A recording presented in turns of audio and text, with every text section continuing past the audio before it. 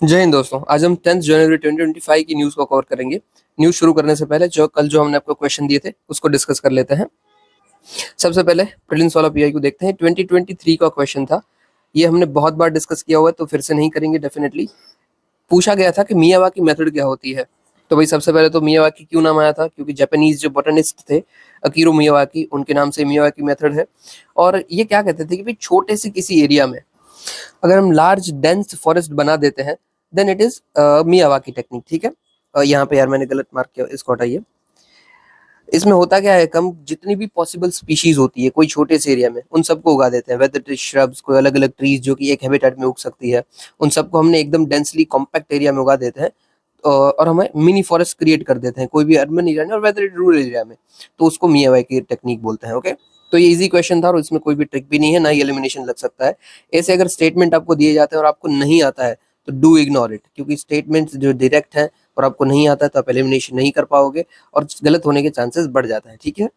अभी देखो मियावाकी ये पूछा था 2022 में, यूपीएससी ने पूछा था ग्रीन वॉशिंग क्या होता है।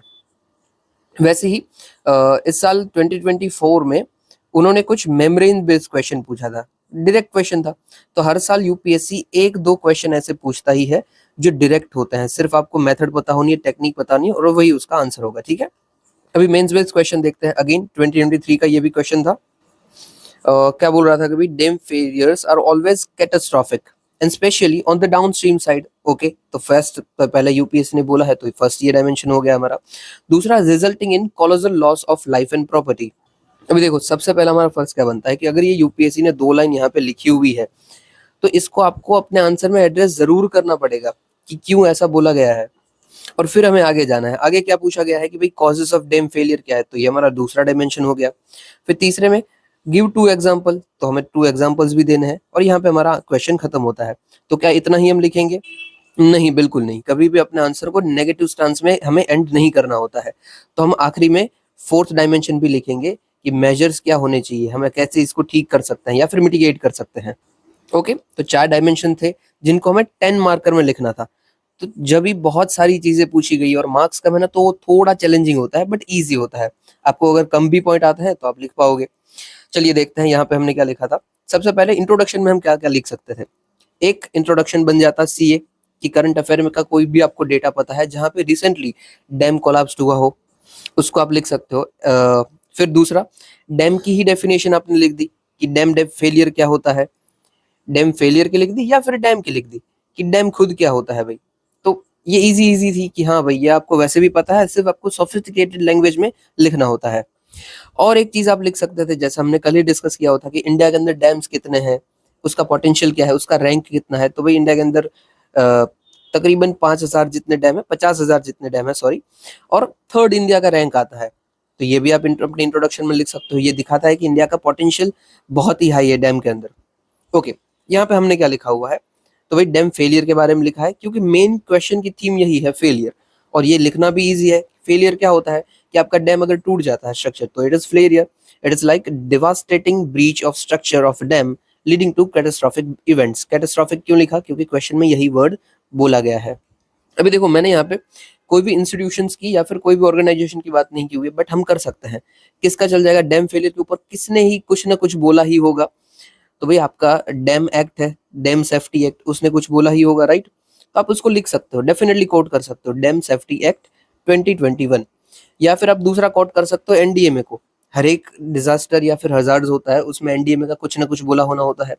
तो लास्ट में ऐसे को कोट कीजिए। मैंने कोट नहीं किया, मैंने गलती किया, but you shouldn't do that, right.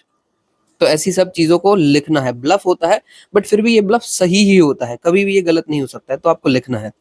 फिर देखो दूसरे डायमेंशन को हमने एड्रेस किया है, क्योंकि यूपीएससी ने अगर लाइन दी हुई है तो उसको एड्रेस करना पड़ेगा कि भाई क्यों ऐसा लाइफ एंड प्रॉपर्टी का लॉस होता है, ऐसे कोई इंस्टेंसेस है हमारे पास। तो हमने लिख दिया कि हाँ भाई है, जैसे कि डिस्प्लेसमेंट हो जाता है लोगों का, कि मुल्ला परियार डैम कोलैप्स हुआ था। फिर लॉस ऑफ लाइफ हो जाते ही कि मच्छू डैम हमारा कोलैप्स हुआ था 1979 में। इंडिया में जितने भी डैम कोलैप्स हुए ना, उसमें से ये one of the most devastating हम कह सकते हैं। और फिर एट लास्ट बायोडाइवर्सिटी का भी लॉस होता है, जैसे कि उत्तराखंड में जब डैम ब्रीच हुआ तो उधर की सारी बायोडाइवर्सिटी तबाह हो गई थी। एकदम इजी इजी पॉइंट लिखे हैं, कुछ खास नहीं लिखा है, क्योंकि ये कायदे से पूछा भी नहीं गया है, ये एक पासिंग रेफरेंस के रिलेटेड हमें लिखना है, तो वही लिखा है। फिर आगे कॉजेस ऑफ डैम फेलियर क्या हो सकते हैं, हमारा तीसरा डायमेंशन है। तो खुद सोचिए, हमने वैसे कल बात की हुई है, उसी को हम यूज कर रहे हैं, कुछ खास नहीं है कि भाई सिज्मिकली एक्टिव रीजन कोई भी हो तो डैम कोलैप्स हो सकता है, डेफिनेटली राइट, कि इंडिया के जोन 4 और 5 के आते हुए हिमालयन रीजन। और इसमें एक आप इंस्टेंस भी लिख सकते थे, जैसे कल ही हमने बात की हुई थी कि भूज का एक डैम था चैंगथंग, वो क्यों कोलैप्स हुआ था, अर्थक्वेक की वजह से कोलैप्स हुआ था इन 2001। तो लिख दीजिए आप। यहाँ पे अगेन मैंने मिस किया है, but we should do that. फिर भाई एक्सट्रीम रेनफॉल हो जाती है तो भी हो सकता है। एक्सट्रीम रेनफॉल का एग्जांपल क्या है, देखो जितने भी डैम कोलैप्स होते हैं ना, उसमें मेजॉरिटी ऑफ रीजंस होते हैं एक्सट्रीम रेनफॉल। तो आप कोई भी डैम कोलैप्स आपको याद है, XYZ कोई भी याद है, उसको आप लिख सकते हैं। मुझे यहाँ पे मच्छू याद था तो मैंने वही लिखा हुआ है। और समझ लीजिए एक ना यहाँ पे इश्यूज होता होगा कि मुझे कोई एग्जाम्पल ही याद नहीं है, तो क्या करना है भाई। तो देखो अगर एग्जाम्पल नहीं याद है तो इन सबको इग्नोर कीजिए, क्योंकि आपका मेजर कंसर्न यही है कि आपको आंसर लिखना है। एग्जाम्पल आता है या नहीं आता है डजेंट मैटर, पर डू रिमेम्बर अगर आप एग्जाम्पल लिखते हो तो आपके मार्क्स ज्यादा बढ़ेंगे ही बढ़ेंगे, ठीक है। तो ऐसे ना हर एक डिजास्टर हो ना, हर एक डिजास्टर, जितने भी डिजास्टर हैं, सबके पहला सबके लिए आपके पास कम से कम 2 एग्जाम्पल तो होनी ही चाहिए। 2 नहीं, मैं बोलूंगा 3 एग्जाम्पल होने चाहिए।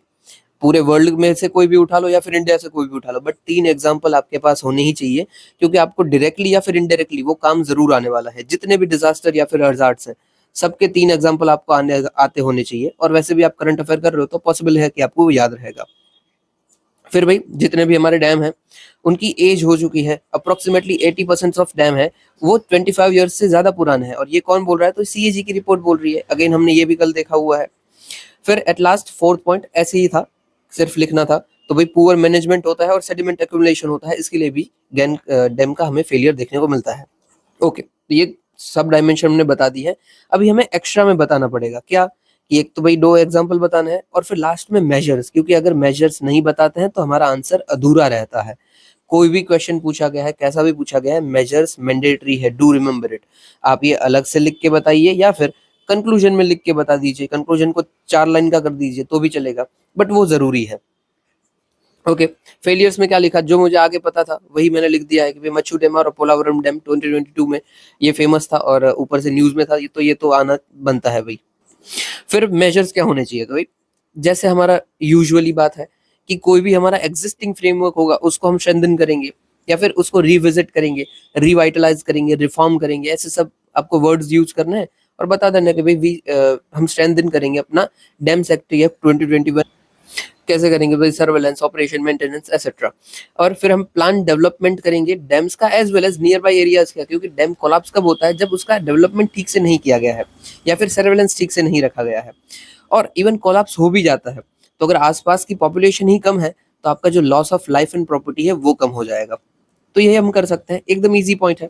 और एट लास्ट जो वर्ल्ड बैंक की रिपोर्ट है, not report actually, world bank का प्रोग्राम है drip project, dam rehabilitation and infrastructure redevelopment project, sorry improvement project, उसको हमें इम्प्लीमेंट करना है। हो गया, ये सब हमने कल बात किया हुआ है। तो मैंने कोशिश की है कि जो हमने कल डिस्कस किया है ना, उसी के पॉइंट्स को मैंने यहाँ पे जानबूझ के इंक्लूड किया है। और अभी एट लास्ट क्या कंक्लूजन लिखने की जरूरत थी, नहीं जरूरत थी, बिल्कुल भी नहीं। अभी देखो आपने लिखा है तो कोई दिक्कत नहीं है, बट नहीं लिखा है तो कोई भी जरूरत नहीं थी। क्यों, क्योंकि यहाँ पे मेजर्स पूछे नहीं गए हैं, मैंने एज अ कंक्लूजन मेजर्स ही लिख दिए हैं। अगर आपने मेजर्स नहीं लिखे हैं तो कंक्लूजन लिखना भी मैंडेटरी था। और कंक्लूजन में क्या था, पॉजिटिव साइड, कोई मेजर्स बता रहे हैं वही, ठीक है। सो रिलेटिवली ये क्वेश्चन इजी था रोज के मुकाबले, और हमने पूरा डिस्कस किया हुआ था, तो मैं उम्मीद करता हूँ आपको आ भी गया होगा। चलिए अभी हम आज की न्यूज कवर करते हैं। न्यूज से पहले ना एक काम करते हैं, बड़ी न्यूज से पहले एक शॉर्ट न्यूज कवर कर लेते हैं। जो हमारा न्यूज में जगह थी गल्फ ऑफ मैक्सिको, तो रिसेंटली प्रपोज हुआ कि हम गल्फ ऑफ मैक्सिको का नाम बदल के गल्फ ऑफ अमेरिका कर देते हैं। ओके, ये सब बकवास बात है, हमें क्या पढ़ने में इंपॉर्टेंट है, उधर की जगह कौन कौन सी है जो कि हमें जाननी है। चलिए सबसे पहले यहाँ पे देख लीजिए, पूरे नॉर्थ अमेरिका का मैप है। यहाँ पे हम गल्फ ऑफ मैक्सिको से किसकी बात कर रहे हैं, ये रहा देखो, ये है गल्फ ऑफ मैक्सिको, ठीक है। ये मैक्सिको के कोस्ट के एरिया में आता है, इसलिए मैक्सिको इसका नाम है। फिर दूसरे कौन कौन से भाई बे, मैक्सिको बे और गल्फ यहाँ पे आते हैं, तो ऊपर से हम शुरू करते हैं। अलास्का की बाजू हम चले जाते हैं तो यहाँ पे हमें बेरिंग सी देखने को मिलता है, यहाँ पे इस बाजू रशिया है, ठीक है। और यहाँ पे जो स्ट्रेट मिलता है वो भी कौन सा स्ट्रेट है, तो बेरिंग स्ट्रेट है। ओके, फिर अगर आगे आते हैं, यहाँ पे हमें ब्यूफोर्ट सी मिलता है। इससे आगे आते हैं तो बाफिन बे मिलेगा। ये देखो आप थोड़ा सा दिमाग लगाओ ना, यहाँ पे भी बी है, बी है और बी है। ऊपर की जो भी नॉर्दर्न अमेरिका की जो बाउंड्री है वहां पे बी से ही सारी लैंड मासेस हमें और कोस्टल एरियाज देखने को मिलते हैं। तो Bering Strait, Beaufort Sea and Baffin Bay. फिर आगे बढ़ते हैं, यहाँ पे लेब्राडोर सी है, लेब्राडोर सी के यहाँ से लेब्राडोर करंट निकलता है, और यहाँ पे नॉर्वेजियन सी है, again you know it. Okay, बदलता क्या है यहाँ पे, बीच में देखो यहाँ पे पड़ता है हमें हडसन बे, और अभी यहाँ पे हमारी आती है ग्रेट लेक्स। हमने बहुत बार बात की हुई है ग्रेट लेक्स की, फिर से कर लेंगे। अभी देखो दूसरी जियोग्राफी क्या क्या है भाई नॉर्दर्न अमेरिका की। तो भाई हमें माउंटेन रेंज देखने को मिलती है। यहाँ पे पूरी की पूरी अलास्का रेंज है, सियरा नवाडा है, सियरा मैद्रा है, और सबसे बड़ी भाई रॉकीज माउंटेन रेंज है। ये बहुत लंबी है, यहाँ से पूरी पूरी जाती है, ठीक है। ये पूरी रॉकीज माउंटेन रेंज है, पूरे नॉर्थ अमेरिका को ये ऑलमोस्ट कवर कर लेती है। अभी दूसरी जो एग्जाम में पूछी गई थी, शायद लास्ट ईयर ही पूछी गई थी, एपेलेशियन माउंटेन रेंज। ये कहाँ पे पड़ती है, तो अमेरिका पे ईस्टर्न एज पे पड़ती है, एपेलेशियन माउंटेन रेंज। ओके, इतना काफी है, हमने बहुत बार बात की हुई है, इसलिए फिर से इसको हम दोहरा नहीं रहे हैं। डायरेक्ट हम जाते हैं ग्रेट लेक्स की ओर। यहाँ पे आ जाइए, ये देखिए ग्रेट लेक्स में सबसे इंपॉर्टेंट हमारी कौन सी है, तो लेक सुपीरियर है, एकदम बीच में आती है ये, कनाडा में आधी और यूएसए में आधी। फिर लेक मिशिगन आती है। हमने कल जब पोलर वॉर्टेक्स की बात की थी तब हमने लेक मिशिगन को रेफरेंस में लिया था कि लेक मिशिगन पूरी की पूरी फ्रोज हो जाती है जब हमारा पोलर वॉर्टेक्स डाउन आता है। फिर यहाँ पे हमारा लेक हारून आ जाता है और लेक ओंटारियो आ जाता है, ठीक है। यहाँ पे ये है लेक हारून और ये है ओंटारियो। ये वाला भी कौन सा है, it is Lake Erie, Lake Erie. Okay, तो इन सब के जो ये ग्रुप बनता है ना, इस ग्रुप को ही हम बोलते हैं ग्रेट लेक्स, ठीक है। ओके, यहाँ पे लेफ्ट हैंड साइड में हमें दूसरी कौन सी लेक मिल जाएगी, तो भाई मैनीतोबा लेक मिल जाएगी, और ऊपर के एरिया में Great Bear and Great Slave Lake. अभी क्या ये यूपीएससी ने पूछा हुआ है, यस पूछा हुआ है, डायरेक्टली नहीं इनडायरेक्टली, क्योंकि उन्होंने लेक विक्टोरिया के बारे में पूछ लिया है। लेक विक्टोरिया हमारी ट्रॉपिकल रीजन की सबसे बड़ी लेक हो जाती है, बट ट्रॉपिकल रीजन से आप बाहर निकल जाओ तो वो भी कौन सी हो जाएगी, तो कास्पियन सी हो जाएगी। कास्पियन सी नाम है but actually it is a lake. फिर लेक सुपीरियर हो जाएगी, वो भी काफी बड़ी है। अगर आप कास्पियन सी को इग्नोर करते हो तो लेक सुपीरियर बन जाती है। हमें बस ये लोकेशंस याद रखनी है कि अगर कंपैरिजन मैचिंग में मैच द फॉलोइंग आता है तो उसमें हमें गलत न होना चाहिए, ठीक है। बाकी कोई जियोग्राफिकल एरिया दूसरा इंपॉर्टेंट नहीं दिख रहा है तो हम इग्नोर करते हैं, इतना अभी के लिए काफी है। ओके, यहाँ पे ना हमारे से छोटी सी चीज एक मिस हो जा रही है जो हमने डिस्कस नहीं की, वो कर लेते हैं। जो ये मैक्सिको है ना, उसका ये वाला एरिया है, इसको हम बोलते हैं युकातन पेनिनसुला, ठीक है। प्रोनाउंसिएशन शायद गलत हो सकता है बट यही है, स्पेलिंग यही है, युकातन पेनिनसुला। पेनिनसुला किस लिए, क्योंकि तीन बाजू से ही वाटर बॉडी से घिरा हुआ है, इसलिए पेनिनसुला। और युकातन पेनिनसुला के बाजू में ही हमें चैनल देखने को मिलती है, ये चैनल है युकातन चैनल, ठीक है।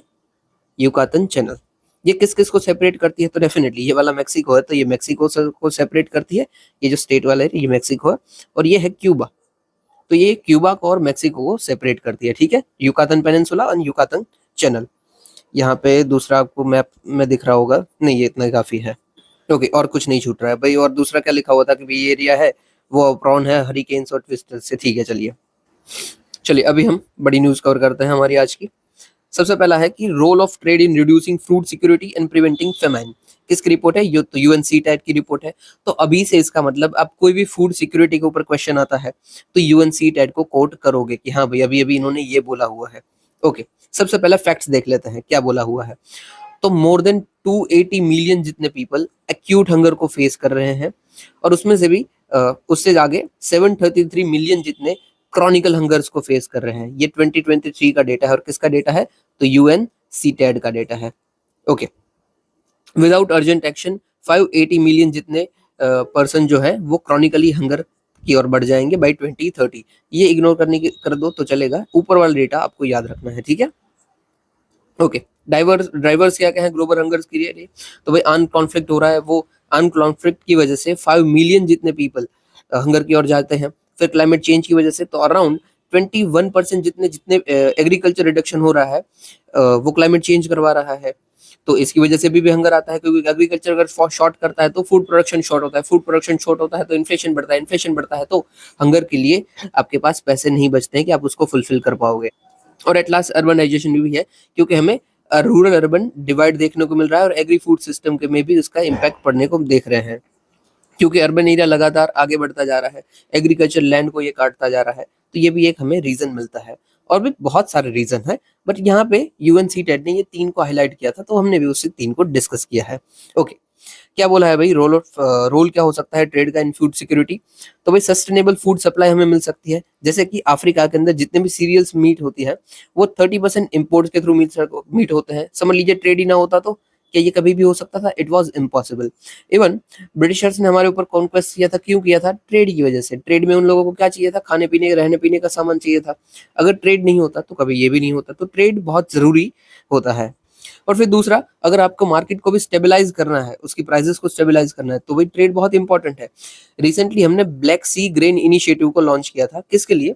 तो रशिया यूक्रेन के बीच में वॉर हो था, उसकी वजह से जो वीट की प्राइसेस है और दूसरे सब इंपॉर्टेंट जो फूड क्रॉप्स होते हैं उनकी प्राइसेस एकदम ही बूम कर गई थी, एकदम ही बढ़ गई थी। क्यों? क्योंकि यूक्रेन जो है वो वीट का सबसे बड़ा प्रोड्यूसर था, और कुछ हद तक रशिया से भी इसका प्रोडक्शन आ रहा था। और यहाँ पे ही अगर वॉर हो जाता है तो इसकी सप्लाई एकदम ही रुक जाएगी, और इसकी सप्लाई रुक जाए तो गए क्या? डिमांड एंड सप्लाई का वो काम करेगा। सप्लाई कम मतलब डिमांड एकदम ज्यादा, और उसकी प्राइस भी एकदम ज्यादा। इसीलिए हम लोगों ने इसको स्टेबलाइज करने के लिए ब्लैक सी ग्रेन इनिशिएटिव लिया था। यहाँ पे सिर्फ ब्लैक सी इनिशिएटिव लिखा है, but it is Black Sea grain initiative. Okay, इसको किसने ब्रोकर किया था? मतलब दोनों के बीच में जो मांडवली करवा दी रशिया और यूक्रेन के बीच में कि भाई आप ग्रेन को चालू रहने दो, वो यूएन और टर्की ने करवाई थी। ठीक है, चलिए भाई, फिर भी चैलेंजेस क्या कहें भाई? ट्रेड को हायर कॉस्ट है, बहुत सारी कंट्रीज नॉन टैरिफ बैरियर लगाती रहती है, जैसे कि भाई सैनिटरी मेजर्स नहीं है आपके, क्लाइमेट चेंज के मेजर्स नहीं है, जैसे यूरोपियन यूनियन का हमारा लगता है ना कार्बन बॉर्डर टैक्स। तो ये सब क्या है? नॉन टैरिफ मेजर्स लगाते रहते हैं, और यही इसी की वजह से इम्पोर्ट्स बिल हमारा बढ़ता रहता है। तो अगर इम्पोर्ट बिल बढ़ेगा तो ट्रेड कम होगा, ट्रेड कम होगा तो अगेन फूड सिक्योरिटी पे ऊपर उसका इम्पैक्ट पड़ सकता है। फिर इम्पोर्ट डिपेंडेंसी कॉस्ट है, हम जैसे ऑयल और नेचुरल गैस के ऊपर पूरा का पूरा डिपेंडेंट है, वैसे ही अफ्रीका के बहुत सारे एरियाज जो है वहां पे क्रॉपिंग इतनी अच्छी नहीं हो सकती है, तो वो डिपेंडेंट है फूड सिक्योरिटी के लिए, उनको फूड सिक्योरिटी के लिए इम्पोर्ट करना ही करना पड़ेगा। फिर राइजिंग ट्रांसपोर्टेशन कॉस्ट भी है, क्योंकि लगातार जो हमारा इमिशन है उसके स्टैंडर्ड्स बढ़ते ही जा रहे हैं, और हम कोशिश कर रहे हैं कि रेन्यूएबल एनर्जी की तरफ जाए, बट उसकी खर्चा बहुत हमें पड़ता है, इसीलिए ट्रांसपोर्टेशन कॉस्ट भी बहुत है। आप सोचिए किसी एक जगह से कोई ग्रेन प्रोड्यूस हो रहा है, ठीक है, कुछ अब इंडिया को समझ लीजिए, इंडिया से प्रोड्यूस हो रहा है, इंडिया से पूरा अफ्रीका तक भेजोगे, कितना ही कॉस्ट, सिर्फ ट्रांसपोर्टेशन का कॉस्ट ही मोर देन इनफ। मतलब आपका जितना प्रोड्यूस का खर्चा नहीं हो उतना तो ट्रांसपोर्टेशन का खर्चा हो जाएगा। तो इस बिल को भी हमें कम करने की जरूरत है। और ऊपर से इसमें कोई कोई सप्लाई चेन डिसरप्शन हो जाते हैं तब तो दिक्कत ही हो जाती है, जैसे कि यमन के एरिया में रिसेंटली जो हाउदी रेबल्स थे वो शिप्स को कैप्चर कर लेते थे। अगर ऐसा हो जाता है तो अगेन आपकी कॉस्ट बहुत बढ़ जाएगी, आपका इंश्योरेंस भी होता नहीं हर एक फूड क्रॉप का। ठीक है, ओके, तो इन सब की रिकमेंडेशन क्या क्या दी गई है? रिकमेंडेशन में हमें short term export facilitation mechanism बनाया हुआ है, जो कि फूड सिक्योरिटी को डेफिनेटली टारगेट करता है। फिर रिड्यूस ट्रेड बैरियर्स और बूस्ट एक्सपोर्ट की कैपेसिटीज को बात की गई है, और नॉर्मल बात है। फिर इन्वेस्ट करना है ट्रेड इंफ्रास्ट्रक्चर के अंदर, और हमें सपोर्ट करना है क्लाइमेट स्मार्ट सस्टेनेबल फार्मिंग की और इन डेवलपिंग कंट्रीज। ओके, ये सब नॉर्मल बात है। आप रिकमेंडेशन अपने मर्जी से भी बहुत कुछ लिख सकते हो, जैसे कि एक मैं अपने तरीके से बताता हूँ कि भाई सब्सिडीज को बढ़ाना है, ठीक है, फिर ग्रीन शिपिंग की ओर जाना है, ट्रांसपोर्टेशन के लिए हमें नेशनल वाटरवेज का यूज करना है, ये विद इन इंडिया काम करेगा। ठीक है, फिर सप्लाई चेन को आपको बढ़ाना है, सप्लाई चेन जितनी आपकी वास्ट रहेगी उतना इजी पड़ेगा आपको ट्रांसपोर्टेशन भी, और अगर कोई डिस्ट्रप्शन हो जाता है तो उसके मिटिगेट करना है। फिर हमें स्ट्रेंथन करना है, या फिर रिविजिट करना है, या फिर रिफॉर्म करने हैं अपने इंटरनेशनल ट्रेड मैकेनिज्म्स को, जैसे कि या फिर मैकेनिज्म या फिर कोई ऑर्गेनाइजेशन को, जैसे कि WTO। ये खड़े खड़े 5-6 हो गए। तो कभी भी आपके पास मेजर्स या फिर इनिशिएटिव कम नहीं होने चाहिए, अगर वो आपको आ रहे हैं तो आपको पूरा आंसर आ जाएगा, क्योंकि एक इनिशिएटिव के चलते आपको अगर इनिशिएटिव आ रहा है, ठीक है, जैसे कि ये वाटरवेज का इनिशिएटिव है, वो आपको आ रहा है, तो आपको पता होगा कि ये हम क्यों लाए थे, तो ये वो चैलेंज था, इसके लिए आए थे। ठीक है, ये चैलेंज क्यों था, तो ये इशू हमारा चल रहा है, या फिर ये हमारा करंट अफेयर में चीज चल रही है, वो आपको आएगा। और इवन चैलेंजेस आपको आ रहे हैं तो आपको रिकमेंडेशन भी आएगी, क्योंकि हमेशा जो चैलेंज है उसी को ठीक करना होता है, उसी की रिकमेंडेशन देनी है। ठीक है, चलिए अभी आगे देखते हैं। Union ministry of housing and affairs ने हाईलाइट किया था need for better urban planning. और इससे पहले क्या फूड सिक्योरिटी से ऊपर क्वेश्चन आया हुआ है? यस, डेफिनेटली आया हुआ है, बहुत बार आए हुए हैं फूड सिक्योरिटी के ऊपर क्वेश्चन। जैसे मैं यहाँ पे आपको हाईलाइट करवा के देता हूँ, ये देखिए, ये 2023 का क्वेश्चन है। इसको पूछा गया था कि भाई फूड सिक्योरिटी के क्लाइमेट चेंज के फूड सिक्योरिटी को क्या क्या कॉन्सिक्वेंसेज हो सकते हैं, तो ऐसा पूछा जाता है। ठीक है, अगली बार हो सकता है डायरेक्टली क्वेश्चन आ जाए, बहुत सारे आए हुए हैं ऑलरेडी, उसमें से एक मैंने यहाँ पे आपको बताया है। फिर है अर्बनाइजेशन के ऊपर, अर्बनाइजेशन ऊपर क्या क्वेश्चन आया हुआ है? यस, डेफिनेटली आया हुआ है। ये देखिए यहाँ पे मैंने 2013 का क्वेश्चन डाला हुआ है, बट डू रिमेम्बर अर्बनाइजेशन के ऑलमोस्ट हर साल एक क्वेश्चन आता है, हर साल, क्योंकि अर्बनाइजेशन कायदे से एक टॉपिक दिया हुआ है हमारे सिलेबस में, तो हर साल एक टॉपिक, एक तो क्वेश्चन आपका आता है। ओके, चलिए यहाँ पे देखते हैं न्यूज में क्या बोला है कि अर्बन डेवलपमेंट में क्या क्या इशू चल रहे हैं, अर्बन प्लानिंग में क्या इशू है और कैसे हम उसको टैकल कर सकते हैं। That's it. ओके, सबसे पहले इश्यूज देख लेते हैं। तो भाई आउटडेटेड और स्पेशल और टेम्पररी प्लान्स है। जो भी हमारी अर्बन सिटी बनी हुई है, क्या हमने कायदे से प्लान की है? नहीं, की ही नहीं है। जैसे जैसे पॉपुलेशन ग्रोथ होती गई वैसे वैसे हम आगे आगे बढ़ाते गए। जैसे कि समझ लीजिए पहले इस एरिया में ही रहते थे, फिर पॉपुलेशन 100 से 200 हो गई, फिर हमने इस एरिया में थोड़ा सा एक्सपेंशन करने लगे, अभी 300 हो गई, तब हम इस एरिया में एक्सपेंशन करने लगे, और उसी की तरीके से हम रोड पाइपलाइन सब एक्सपेंड करते जाते हैं। इसीलिए हमारा जो एक्सपेंशन है ना, वो ठीक से नहीं होता है। तो हमारे जितने भी प्लान है बनाए हुए, वो सारे के सारे आउटडेटेड हैं और टेम्परल थे, वो पॉपुलेशन ग्रोथ को कभी अकोमोडेट कर ही नहीं पाए। फिर मॉडर्न प्लानिंग हमेशा लैक करती है हमारे फ्रेमवर्क के अंदर, क्योंकि हमारा rigid master plan and restrictive zoning regulation होते हैं। फिर वही हाउसिंग के इश्यूज हैं, पॉपुलेशन तो बहुत बढ़ती जा रही है, बट उतनी जगह नहीं है रहने के लिए, क्योंकि बहुत सारी जगह पे बिल्डिंग रेगुलेशन है। जैसे कि अब बिल्डिंग को 2 फ्लोर से ऊपर नहीं बना सकते हो, या फिर 5 फ्लोर से ऊपर नहीं बना सकते हो, और उसी टाउन के अंदर या फिर अर्बन एरिया के अंदर जगह उतनी है नहीं कि आप आगे एक्सपेंड करोगे, तो क्या होगा? स्लम्स का डेवलपमेंट होगा। एज पर 2011 सेंसस, हमारे पूरे पूरे इंडिया में अर्बन पॉपुलेशन में 17% जितने सिर्फ स्लम्स है। और ये क्यों है? क्योंकि हम ठीक से प्लानिंग नहीं कर रहे हैं। अब खुद सोचिए, अगर आवास योजना हमने बनाई है, अभी हमें पता चल रहा है ना कि भाई अगर 10 बिल्डिंग बना रहे हैं तो इसमें कम से कम 100 परिवार रह सकते हैं। वैसे ही आपका स्लम होता है ना, वो बहुत लंबा एरिया होता है। अभी हम बना भी रहे हैं वैसे, जो अपना धारावी है, ठीक है, धारावी में हम जितना भी स्लम एरिया है, स्लम को ट्रांसफर कर देंगे बिल्डिंग वाले एरिया में। हम अच्छा बनाने वाले हैं, धारावी रीडेवलपमेंट प्रोजेक्ट है हमारा। ये आपको कोई एग्जाम में मतलब कोई क्वेश्चन आता है तो उधर ये कोड जरूर कीजिएगा, धारावी रीडेवलपमेंट प्रोजेक्ट। तो ऐसा सब काम जरूरी होते हैं। इस ये भी एक हमें प्रॉब्लम थी कि बिल्डिंग रेगुलेशंस थे। फिर air pollution is also problem, अभी भी है दिल्ली का, आप देख लीजिए। और फिर lack of disaster resilience for city, जैसे कि चेन्नई फ्लड, ऑलमोस्ट हर साल चेन्नई में फ्लड आता है और डूबते हैं, ये हमें देखने को भी मिला है। फिर दूसरा आप एग्जाम्पल ले सकते हैं भाई केरला का, फिर और आप एग्जाम्पल ले सकते हैं बिहार का।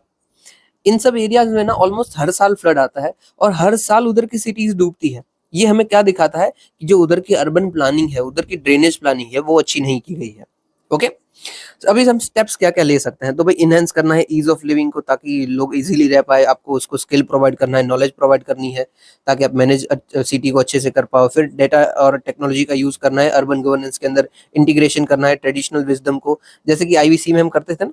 ये क्वेश्चन है कि इंडस वैली सिविलाइजेशन की अर्बनाइजेशन के थ्रू आप क्या, इंडस वैली सिविलाइजेशन के कल्चर के थ्रू और उसके अर्बन प्लानिंग के थ्रू हमें आज क्या सीखने को मिलता है, तो यही उन्होंने ये पॉइंट लिखा हुआ है। फिर डेवलप करना है हमें cities, for example equity, equality और सस्टेनेबिलिटी। ये हम यहाँ पे कोट कर सकते हैं लाइफस्टाइल फॉर एनवायरनमेंट को, या फिर रिस्पॉन्सिबल अर्बन प्लानिंग में। ओके, अभी हमने इनिशिएटिव क्या क्या ले रखे हैं? तो भाई स्मार्ट सिटी मिशन बनाया है, प्रधानमंत्री आवास योजना अर्बन बनाया है, और rental housing for industrial worker भी हमने बनाया हुआ है। ये एक पीपीपी मॉडल बनाया हुआ है, बट ये अच्छा है। चलिए नेक्स्ट न्यूज देखते हैं। तो भाई दूसरा हमारा आर्टिकल है, stampede caused by overcrowding at Tirupati resulted in loss of lives। सबसे पहले भाई स्टैम्पीड होता क्या है? तो कोई भी एक जगह पे बहुत सारी पीपल, बहुत सारे लोग इकट्ठा हुए हैं, ठीक है, और अचानक से भगदड़ मच जाती है, मास भगदड़ मच जाती है, सब इधर उधर दौड़ने भागने लगते हैं, और लोगों की कई बार इसमें इंजरीज हो जाती है, डेथ तक हो जाती है। इसी को हम स्टैम्पीड बोलते हैं। ठीक है, स्टैम्पीड मतलब डेथ का वो नहीं है। स्टैम्पीड मत मतलब क्या है कि भाई मास मूवमेंट ऑफ क्राउड, अचानक से भगदड़ मच जाना, मतलब स्टैम्पीड। और इसके थ्रू इंजरीज और डेथ हो सकती है। डेथ कई बार क्या होता है पता है? लगने से नहीं होती है, स्टैम्पीड में इतना क्राउड हो जाता है तो ऑक्सीजन की कमी पड़ने लगती है, रेस्पिरेशन में आपको दिक्कत आने लगती है। आप अगर गिर गए हो, आपके ऊपर से लगातार लोग जा रहे हैं, आप रेस्पिरेशन में दिक्कत आएगी, आप सांस नहीं ले पाओगे, इसकी वजह से कई बार डेथ हो जाती है। अभी हमारे पास रिपोर्ट में क्या बता रहे हैं, अरे यार ये रिपोर्ट से याद आया, पीछे जो रिपोर्ट थी वो न्यूज में क्यों थी भाई, तो 50% पॉपुलेशन हमारी हो जाएगी अर्बन सिटीज में बाय 2047, बस यही आपको ध्यान रखना है, ठीक है। सॉरी मैं वो लाइन ही भूल गया बताना यार। ओके, यहाँ पे फिर से आ जाता है, रिपोर्ट में क्या बोला है कि जितनी भी स्टैम्पीड हुई है 1945 से लेकर 1954 से लेकर 2012 तक, वहां में रिलीजियस गैदरिंग में ही 79% जितनी स्टैम्पीड देखने को मिली है। रिसेंट एग्जांपल क्या है, तो हाथरस में हुई स्टैम्पीड और कलकाजी टेम्पल में हुई स्टैम्पीड। अभी स्टैम्पीड के लिए एनडीएमए की गाइडलाइंस क्या है भाई। ओके, सबसे पहले गाइडलाइंस बाद में देखते हैं। ट्रिगर्स ऑफ स्टैम्पीड क्या है, क्यों हो जाता है भाई। सबसे पहले तो स्ट्रक्चरल इश्यूज है। समझ लीजिए कोई बैरिगेड्स लगाए हुए हैं, ये कोई ग्राउंड है बड़ा सा, यहाँ पे बैरिगेड्स लगाए हुए हैं, अचानक से कोई बैरिगेड टूट जाता है तो हो सकता है, या फिर कोई रोड है, टेरेन है, वो डिफिकल्ट है तो भी हो सकता है। फिर फायर कोड का वायोलेशन हो जाता है।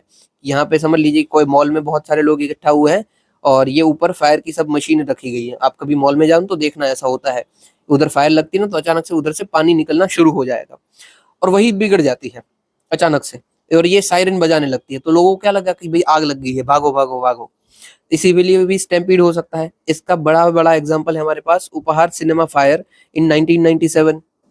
फिर भी मैनेजमेंट इश्यूज हो सकते हैं, ओवर क्राउडिंग है, कोई पर्सनल आपने ठीक से अपॉइंट नहीं किया है जो कि क्राउड को रेगुलेट करेगा। फिर गवर्नेंस इश्यूज है कि आपने डिस्ट्रिक्ट मजिस्ट्रेट के साथ ठीक से कोऑर्डिनेशन नहीं किया था, फायर सर्विसेज ठीक से एडॉप्ट नहीं की है। और लास्ट में ह्यूमन साइकोलॉजी भी हो सकती है कि ह्यूमंस को ऐसा लगने लगता है कि यार बहुत भीड़ हो गई, यहाँ से निकल जाना ही ठीक है, जल्दी भाग जाइए, और ऐसा सब अगर सोचने लगते हैं तो पॉसिबिलिटी है कि भाग जाएंगे। और ऊपर से क्या होता है पता है, अगर 10 लोग भागने लगेंगे ना तो ह्यूमन साइकोलॉजी ऐसी है कि सबको लगेगा कि कुछ तो गलत है भाई, हमें भी भागना चाहिए, बस इसी के लेके पूरी भगदड़ मच जाती है और इसमें ही बहुत लोगों का नुकसान हो जाता है। रिसेंट ना एग्जाम्पल क्या है, जो पुष्पा मूवी के स्टार हैं अल्लू अर्जुन, वो किसी सिनेमा हॉल में गए थे और उनके आने भर से पीपल में इतना भगदड़ मच गई कि सब देखने देखने के लिए, उसमें ही 2 लोगों की डेथ हो गई थी। आप सोचिए कितना ही इररिस्पॉन्सिबल बात है कि हम किसी एक स्टार को देखने के लिए इतनी भगदड़ मचाते हैं कि कोई हमारे पैरों नीचे कुचला जा रहा है और हमें ध्यान भी नहीं है। ये इररिस्पॉन्सिबलनेस दिखाता है हमारे क्राउड की, हमारे फैंस की। तो भाई ये स्टैम्पीड का इन शॉर्ट ट्रिगर्स हो सकते हैं। ये स्टार वाला ट्रिगर तो भाई कमाल का ही है। चलिए, एनडीएमए की गाइडलाइंस क्या है, सबसे पहले तो भाई क्राउड मैनेजमेंट के लिए आपको स्ट्रेटेजी और अरेंजमेंट करके रखनी है कि प्लानिंग कैसे करोगे, क्राउड का बिहेवियर अगर चेंज होता है तो उसको कैसे मेजर करना है, लिमिट कैसे करना है, एक्सेट्रा। फिर रिस्क असेसमेंट एंड मिटिगेशन आपको करके रखना है कि भाई ऐसा हो सकता है तो हमारे पास उसके मिटिगेट करने के लिए क्या रास्ते हो सकते हैं। इन्फॉर्मेशन मैनेजमेंट लगा के रखना है, सारे जो भी क्लाउड है उसके साथ आप हमेशा इन्फॉर्मेशन बांटिए कि हाँ भाई ऐसा है ऐसा नहीं है, ताकि कोई फेक न्यूज ना फैल जाए, कोई मिस इन्फॉर्मेशन ना जाए। फिर सेफ्टी सिक्योरिटी के लिए आपको सीसीटीवी सर्वेलेंस लगाने हैं।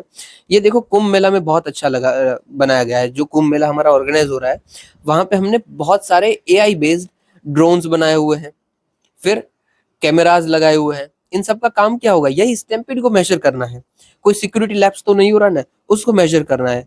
और हमने बहुत सारी मात्रा में, मुझे नंबर नहीं याद है, सीआरपीएफ को बुला लिया है, पुलिस ऑफिसर्स को बुला लिया है, आईपीएस को डिप्लॉय कर दिया है, सब कुछ करके रखा है कि ऑलरेडी हमने सब मैनेजमेंट किया हुआ है, ठीक है।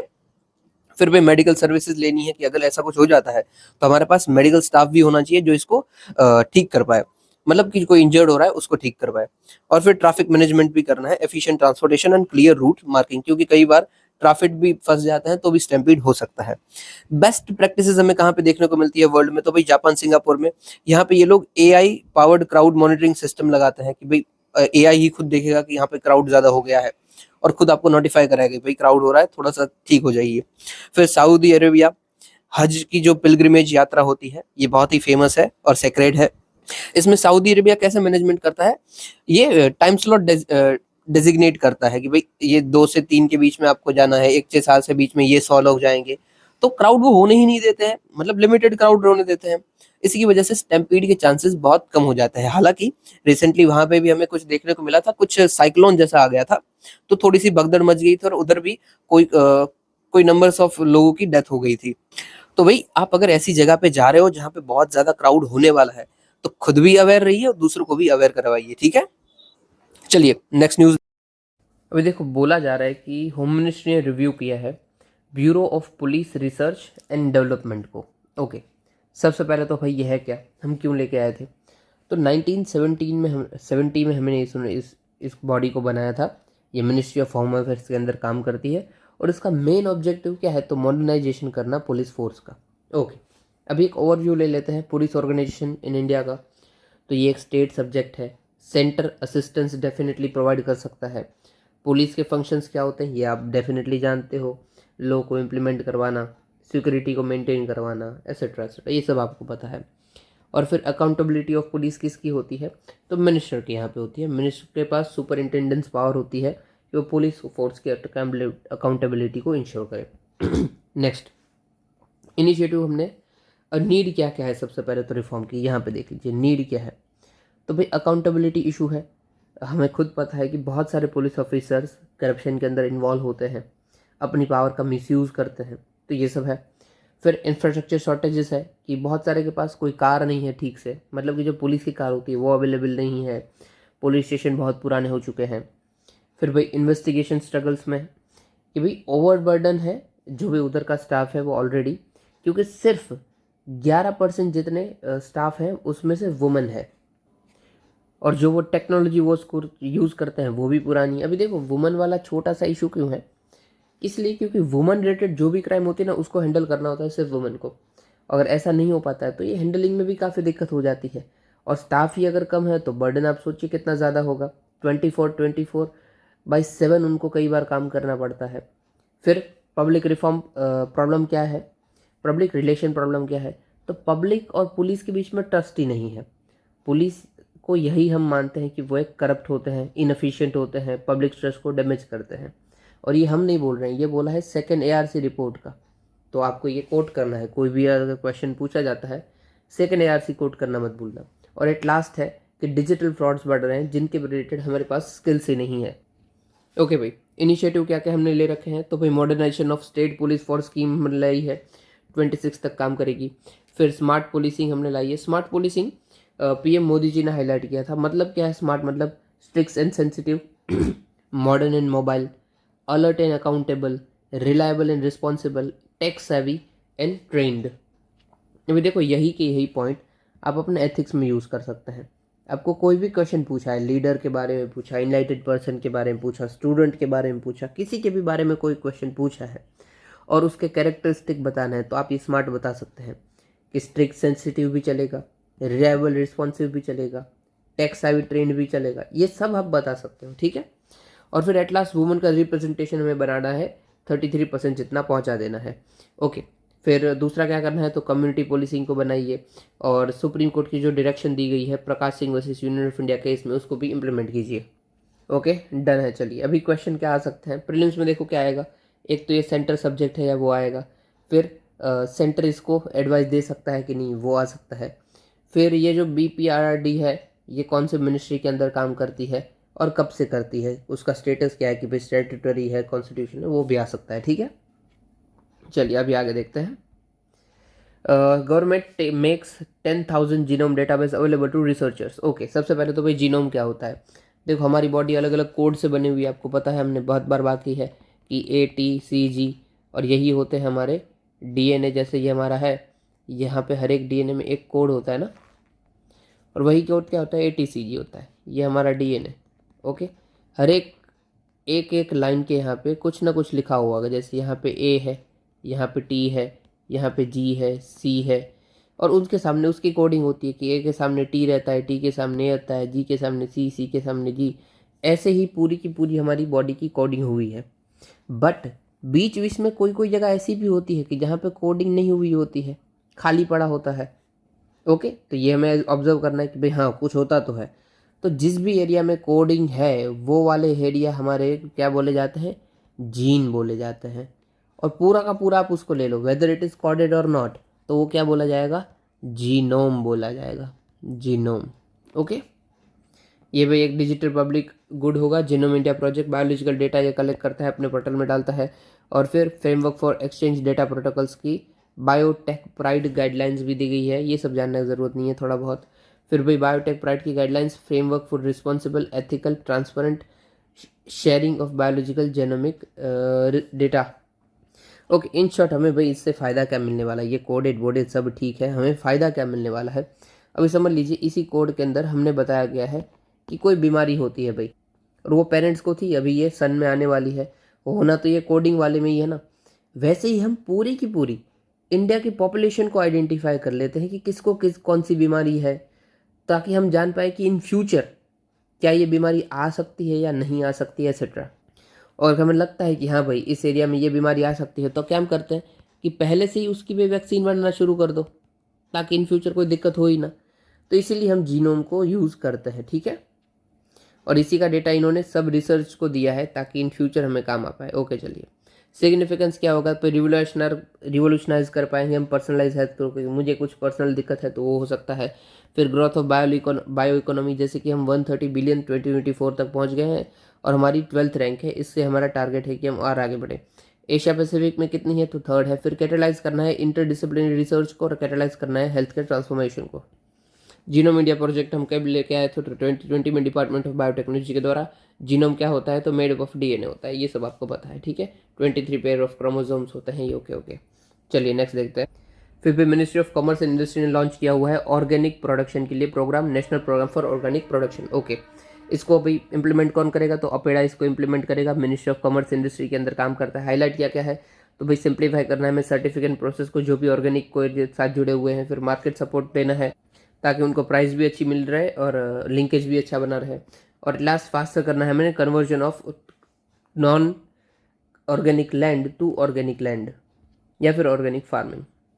अब इस पोर्टल के दौरान और हमने क्या अनवील किया है, तो भाई national portal for organic production portal launch किया है। फिर ऑर्गेनिक प्रमोशन पोर्टल किया है। फिर ट्रेस नेट और revamp APEDA portal. Okay, achievements क्या क्या है इसकी, तो भाई इंडिया रैंक करता है first in globally organic producer country, और सेकंड है ये ऑर्गेनिक एग्रीकल्चर लैंड। फिर सर्टिफिकेट 7.3 मिलियन मध्य प्रदेश सबसे हाईएस्ट है। ऑर्गेनिक एक्सपोर्ट्स की हम बात करें तो 4,000 के आसपास करोड़ पड़े हुए हैं, और ये 20,000 करोड़ के आसपास पहुंचाना है इन 3 ईयर्स। इन शॉर्ट इसका एम क्या है भाई, जितना भी हम लैंड में काम काज कर रहे हैं ना, उसको हमें ऑर्गेनिक बनाना है, दैट्स इट। अभी भाई इसके फीचर्स क्या क्या रहने वाले हैं ऑर्गेनिक फार्मिंग के, सबसे पहले तो हमने ट्रेस नेट बनाया है, यहाँ पे ऑनलाइन सब कामकाज हो सकता है, export of organic products etcetera. फिर भाई ग्रो किया है हमने group certification for small farmer, और हमने प्रिस्क्राइब किया है स्टैंडर्ड्स एग्रीडेशन प्रोसेस एक्सेट्रा को। फिर international recognise quality assurance system भी है, और क्रॉप प्रोडक्शन के लिए स्टैंडर्ड्स भी हमने बनाए हुए हैं। नॉर्मल सब बातें हैं। आपको इसमें तो फिर याद क्या रखना है, देखो ये याद रखना है जो ऑर्गेनिक फार्मिंग के लिए हमारे मेजर इवेंट्स हैं, जो जो हमने चीज़ कही हुई है, इनिशिएटिव है हमारे, जैसे कि एक ये ट्रेस नेट याद रखिए, ठीक है, और दूसरा हमारा पोर्टल याद रखिए। चलिए अभी हम शॉर्ट न्यूज़ को कवर करते हैं, ठीक है। बड़ी सारी हो गई है, राइट, यस बड़ी सारी हो गई है। Supriyo versus Union of India के, Supriyo Chakraborty versus Union of India. भाई ये 2023 में केस आया था, और इस केस में क्या बोला गया था कि सुप्रीम कोर्ट ने माना कि जो भी LGBTQ कम्युनिटी से आ रहे हैं उनके पास right to marriage as a fundamental right नहीं है। Do remember it, right to marriage is not fundamental right, even ना ही आपका और मेरा कोई भी right to marriage is not a fundamental right. ऊपर से अगर ऐसा कोई आपको कानून बनाना है तो भी आपको क्या करना है, लेजिस्लेचर के पास जाना है। लेजिस्लेचर चाहे तो वो बना सकता है, बाकी कुछ भी नहीं हो सकता है। ये कौन से जजमेंट में बोला है, वो जजमेंट याद रखना है, सुप्रिया चक्रवर्ती। इससे पहले कौन से जजमेंट आ गए हैं, तो देखो सबसे पहले आया था NALSA versus Union of India case judgment. उसमें पहली बार सुप्रीम कोर्ट ने रिकॉग्नाइज किया था कि भाई मैन और विमेन के अलावा एक थर्ड जेंडर भी एग्जिस्ट करता है, ठीक है, थर्ड जेंडर, और इनके पास भी वो सारे के सारे फंडामेंटल राइट है जो कि हमारे पास रहते हैं, नॉर्मल जी जो भी इंसान है उसके पास रहेंगे। फिर आगे दूसरा जजमेंट आता है Navtej Singh Johar versus Union of India case में, और वहाँ पे ये डीक्रिमिनलाइज करते हैं सेम सेक्स रिलेशनशिप को, ठीक है। ये दोनों जजमेंट आपको याद रखने हैं, बहुत ज़रूरी है। और ये तीसरा सुप्रियो वाला भी, मैं थोड़ा सा नीचे आपको डेटा बता देता हूँ जो काम का था थोड़ा सा, जो नालसा जजमेंट में बोला था। सबसे पहले तो जेंडर आइडेंटिटी को बोला कि हाँ भाई ऐसा होता है, और जो जेंडर आइडेंटिटी है ना वो बायोलॉजिकल कैरेक्टरिस्टिक से ऊपर से नहीं देखी जाएगी, बल्कि इननेट उसका परसेप्शन कैसा है उसके ऊपर से देखी जाएगी। और भाई सुप्रीम कोर्ट ने माना कि भाई साइकोलॉजिकल जो जेंडर होती है ना वो ज़्यादा ऊपर होती है कंपेयर टू बायोलॉजिकल जेंडर, याद रखना ये, ठीक है। फिर घुमा के पूछ लेगा और हम कंफ्यूज हो जाएंगे। तो साइकोलॉजिकल ऑर्डर जो जेंडर है वो ज़्यादा सुपीरियर है रेदर देन बायोलॉजिकल जेंडर। फिर भाई medical procedures are not prerequisite for legal recognition of gender identity, मतलब ऐसा ज़रूरी नहीं है, ऐसे भी आप कर सकते हो। फिर ट्रांसजेंडर पीपल है, उसके पास राइट टू सेल्फ आइडेंटिटी मिल जाता है, वेदर मेल फीमेल और थर्ड जेंडर, और ये रिजर्व करते हैं एजुकेशन इंस्टीट्यूशंस एंड जॉब में भी अपनी जगह है, और रिकॉग्नाइज करते हैं historical transgender communities including hijra, aravanis and kothis. फिर नवतेज सिंह जौहर में क्या बोलते हैं, तो भाई सेम सेक्स जो रिलेशन होता है उसको ये डिक्रिमिनलाइज करते हैं, ठीक है, कि ये गुनाह नहीं है, डिक्रिमिनलाइज किया हुआ है, याद रखना। और at last Supriyo Chakraborty versus Union of India, वहाँ पे बोला है कि भाई राइट टू मैरिज उनके पास नहीं है, और वो मतलब राइट है बट वो फंडामेंटल राइट नहीं है, ठीक है। चलिए अभी आगे देखते हैं। भाई सबसे पहला है ई वे बिल। ई वे बिल मैंने आपको पहले भी बताया हुआ है, कोई भी गुड एक जगह से दूसरी जगह से अगर ट्रक के थ्रू ट्रांसपोर्ट हो रहा है और तो उसके पास बिल होना ज़रूरी है, अगर वो गुड की वैल्यू 50,000 से ऊपर जाती है, बस यही है ई वे बिल। ई वे बिल को कौन जनरेट करता है, तो जीएसटी का पोर्टल जनरेट करता है, और कुछ भी इसमें देखने लायक नहीं है, ठीक है। ई वे बिल में इतना ही काफ़ी है।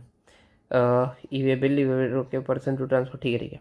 सरफेस इनहेंस रमन स्पेक्ट्रोस्कोपी, हमें पहले स्पेक्ट्रोस्कोपी ही जान लेना है कि रमन स्पेक्ट्रोस्कोपी क्या है। तो it is a non destructive chemical analysis technique that provide information such as chemical structure, history, intrinsic stress and contamination and impurity. ये हमें काम कहाँ कहाँ पे आता है, तो नैनो टेक्नोलॉजी में, बायोमेडिसिन में, food science and environmental analysis, biochemistry, biosensing etcetera में हमें काम आता है। और यहाँ पे हमने क्या बनाया है, तो सरफेस इन्हेंस्ड, मतलब कि सरफेस जो भी हो थोड़ा सा इन्हेंस कर दिया, किसके लिए, तो रमन स्पेक्ट्रोस्कोपी के लिए, दैट्स इट, और कुछ भी नहीं है। इस चीज़ में क्या होता है, जो रमन स्कैटरिंग होती है ना, वो थोड़ी सी और ईजी हो जाएगी, दैट्स इट। चलिए नेक्स्ट क्या है, एम्पावर हर या फिर एम्पावर, इसकी बात कर रहा है, नाम में ही आत्मा हर दिख रहा है ना, उसका मतलब ये कोई लड़की या फिर वुमन का इनिशिएटिव है। ये किस में फोकस कर रहा है, तो वुमन एंटरप्रेन्योरशिप को हमें बढ़ाना है, बस उस पर फोकस कर रहा है। इसका मोटो क्या है, तो सपनों की उड़ान है। ये पब्लिक प्राइवेट पार्टनरशिप मॉडल है, और किसने लाया हुआ है, तो नीति आयोग ने लाया हुआ है। चलिए, और हाँ, ये मतलब कौन लाया था इसको, तो वुमन एंटरप्रेन्योरशिप प्लेटफॉर्म बनाया है नीति आयोग ने, और उसके अंदर ये रजिस्टर्ड है एम्पावर्ड बिज। फिर है भाई एनीमिया फ़ोन, इन शॉर्ट कुछ भी नहीं है, हमने एनीमिया को आइडेंटिफाई करने के लिए एक नई टेक्नोलॉजी बनाई है, दैट्स इट, और कुछ भी नहीं है, ठीक है। एनीमिया में क्या होता है, तो आयरन की डेफिशिएंसी हो जाती है, तो ये उसी को आइडेंटिफाई करेगा कि कितनी डेफिशिएंसी हो गई है। एनीमिया देख लीजिए, तो number of red blood cell and haemoglobin concentrate हो जाता है with them is lower than normal, ठीक है। ओके, कहाँ पे हमें ज़्यादा देखने को मिलता है, तो वुमेन में ज़्यादा देखने को मिलता है, हमने ये पढ़ा हुआ है। और उसके बाद अगर हम देखते हैं तो भाई चिल्ड्रंस में भी देखने को मिलता है, जो 5 से लेकर 6 महीने से लेकर के 5 साल तक के हो। और ये मैं नहीं बोल रहा, कौन बोल रहा है, तो NHFA बोल रहा है, नेशनल फैमिली हेल्थ सर्वे 5। हमारी स्ट्रेटेजी क्या है एनीमिया को हटाने की, तो भाई एनीमिया मुक्त भारत 6x6x6 अप्रोच। चलिए 6x6 में भी हम क्या करने वाले तो 6 टारगेट बनाने हैं, 6 इंटरवेंशंस लेने हैं, और 6 इंस्टीट्यूशनल मैकेनिज्म बनाने हैं, ताकि हम एनीमिया को कम कर पाएँ। तो एम्पावर हर हो गया है, और यहाँ पे आ जाइए अभी कि ध्रुव ध्रुव एडवांस लाइट हेलीकॉप्टर HAL ने ये बनाया है, और HAL ने क्लेम किया है कि जो विदेश के जो ग्लोबल स्टैंडर्ड्स के सारे हेलीकॉप्टर है ना, उससे कई ज़्यादा हमारा अच्छा है। ध्रुव के बारे में देख ले तो ये इंडिजीनियस है, और इसके अंदर ट्विन इंजन लगे हुए हैं। It is multi role multi dimension और यूटिलिटी हेलीकॉप्टर है, ठीक है। इसके 2 वेरिएशंस है कि भाई ऑल AHL ध्रुव मैक 3 यूटिलिटी के लिए, और एक है हमारा मैरीटाइम रोल के लिए। ओके, अभी ये गल्फ ऑफ मैक्सिको हमने देख लिया है ऑलरेडी। चैड के ऊपर आ जाते हैं, तो चैड भाई ये जो अफ्रीका अपना कॉन्टिनेंट एक उसके बीचों बीच पड़ा हुआ है चैड, इसलिए इसको हम डेड हार्ट ऑफ अफ्रीका भी बोलते हैं। हार्ट को हमने डेड क्यों बोला है, क्योंकि यहाँ पे जो गर्मी है, तो उसका टेम्परेचर है वो बहुत ही हाई रहता है, इसीलिए ये डेड हार्ट ऑफ अफ्रीका बोलते हैं हम। इसकी भाई बॉर्डरिंग कंट्रीज कौन कौन सी है, यहाँ से ही देखते जा लीजिए, तो भाई नाइजीरिया है, कैमरून है, सेंट्रल अफ्रीकन रिपब्लिक है, सूडान है, इजिप्ट है, एंड लिम्बिया है। ओके, तो okay, that's it for today, और कुछ इसमें खास है ही नहीं। यहाँ पे रिजर्व्स मिलते हैं, देख लेना, बाकी 4 ही लोगों पे कुछ काम का नहीं है। कोई न्यूज़ छूट तो नहीं जा रही है ना, ये भी कवर होगी, यस, सारी कवर हो गई है। तो भाई ये आपके आज के क्वेश्चन रहेंगे, अगेन दोनों के दोनों PYQ है। ये अपना 2018 का क्वेश्चन है, और ये 2023 का क्वेश्चन है, तो अटेम्प्ट करने की कोशिश ज़रूर कीजिएगा। इतना सुनने के लिए आपका शुक्रिया। वीडियो अच्छा लगा हो तो बताना ज़रूर। जय हिंद।